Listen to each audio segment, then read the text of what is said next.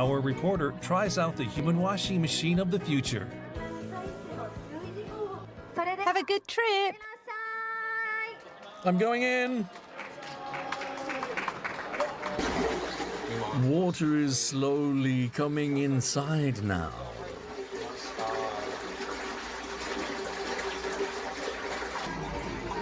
Sensors measure heartbeat, and music and video is played according to the user's mood.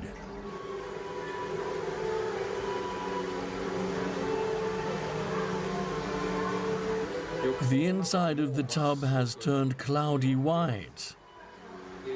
Apparently, tiny bubbles will wash me all the way to my pores. It uses technology to generate extremely small bubbles, which lift up dirt and impurities to clean the user's entire body. The washing takes 15 minutes. The hatch will open.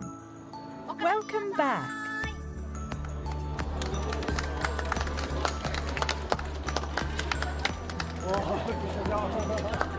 I feel refreshed.